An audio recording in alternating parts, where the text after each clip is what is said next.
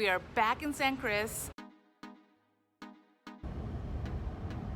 So we had an early flight from Atlanta to Cancun with a short layover in Dallas.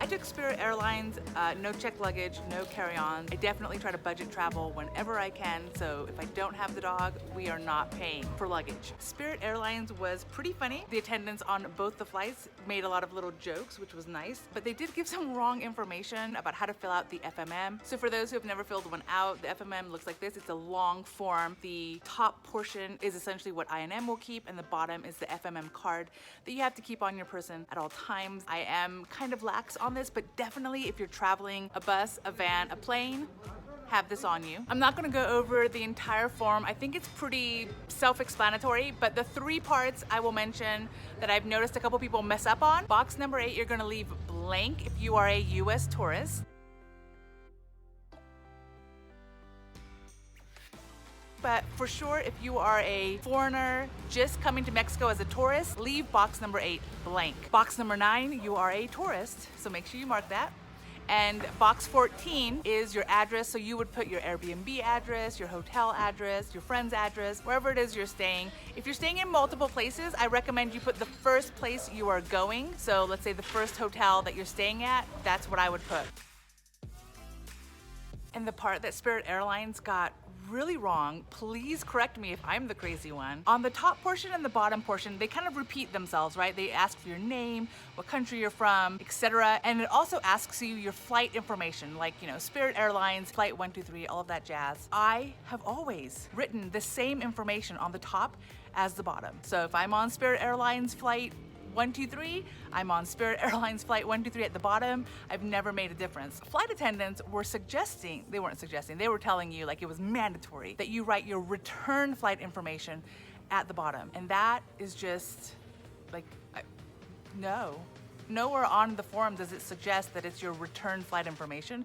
You are not required to have return flight information, although we'll touch on that a little bit later. But for the form, I've always written the flight that brought me into Mexico. They stamp it, they stamp your passport, and then on this form, there's 2 spots for them to stamp the date that you arrive, and then they write down essentially the number of days that you get.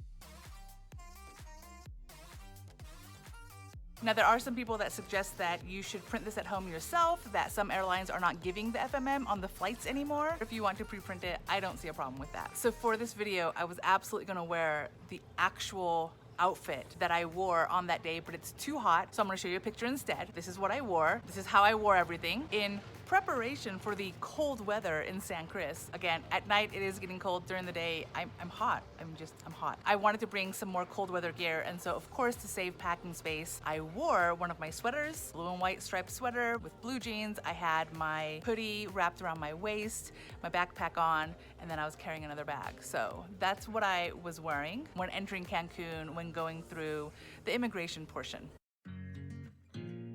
Now, there's a lot of how to guarantee 180 days when you enter Mexico information just kind of floating through Facebook and YouTube and everywhere, and I have no idea if it's true or not true. I was told to dress like I might be wealthy, like so that it looks like I would spend a lot of money in Mexico and that would help guarantee 180 days. This is how, on a cold day, I would normally dress. I'm a blue jeans and top kind of person, so that's what I wore. I also don't 100% know what a wealthy person would necessarily dress like.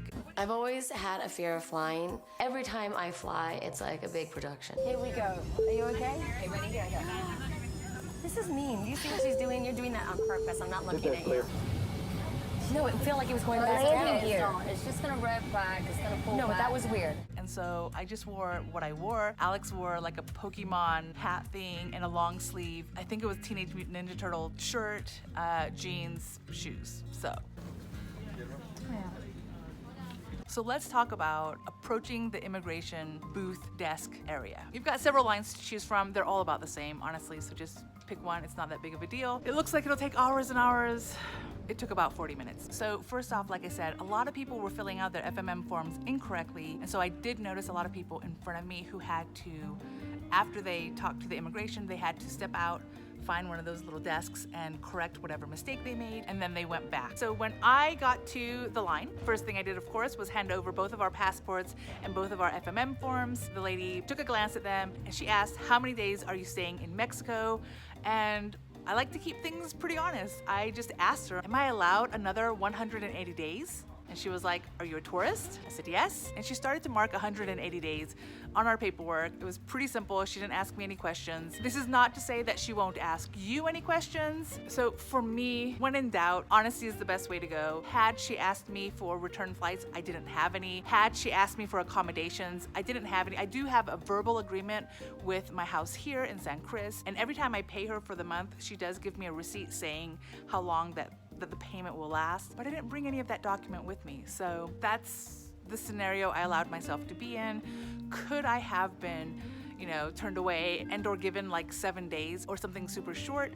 Yes, it's a risk I took for sure. I'm not a huge fan of buying the fake tickets. I think it's totally fine if you are planning on staying for 180 to go ahead and book your flight for 180 days or close to out, especially because you're gonna have to do that anyway. However, for me, I'm never 100% sure where I'm going to go. And so I don't like to buy tickets 6 months in advance because I feel like something will happen and I'll change my mind, or it'll be an inconvenient time for some reason, and like all the things. So I don't bother necessarily doing that. However, if you want to, absolutely go ahead. Obviously, you'll need accommodations of some sort. Having proof of your Airbnb, your hotel, or wherever you're gonna stay makes logical sense, and be prepared to show that. I didn't necessarily have that document available for myself, so it was a risk. I will also say for myself, while I love Mexico, at the end of the day, I'm a traveler. And so if for some reason they only gave me 7 days, I would have been like, okay, I get 7 more days. Where am I gonna go next? I don't consider it a dire situation that I leave the US. I don't think it's a dire situation that I go to Mexico. There's other places I'm willing to go, and I'm also willing to go back to the US because the US is huge and there's a lot of amazing things to see there as well. So I'm relatively flexible with where I end up. Now, because the lady at the I&M booth seemed to be in a really great mood, the day was kind of going smoothly, I took a risk. I would not normally recommend asking additional questions, just so you know, but she was in a good mood, and so I showed her my friend's FMM. And so my friend's FMM, where it says how many days, to me it looks like 120 days. Looks like 120 days to my friend. Now previously I had asked my lawyer friend in Merida how many days she thought she was getting, and my lawyer friend was like, oh yeah, that's 180 days for sure. But it's 120. So because the lady seemed to be in a good mood, I showed her my picture and I was like, hey, quick question. This is my friend's FMM. How many days did she get? It took her a minute. She was actually staring at it for quite like a couple of minutes going, And finally she was like, yeah, that's definitely a very messy 180 days, 6 months. So your friend is fine for the full tourist time. So yeah, we got 180 more days. I'm very happy with that. I'm happy with the easy process that we went through. Again, especially since I've been here for 2 years already, I wasn't sure based on all the crazy chit chat everywhere if we would actually get the 180. So I'm very happy. And once we got back to the hotel room, I did ask Alex, we have a choice. We could be here the entire 6 months. Do you think you want to leave early, visit places in the US or any other country? And he's like, Mom, we got 180 days in Mexico. Of course we're staying. Like, it's no brainer. And I have to admit, it's true. Wasting time on stuff that doesn't really matter, while wishing for something better.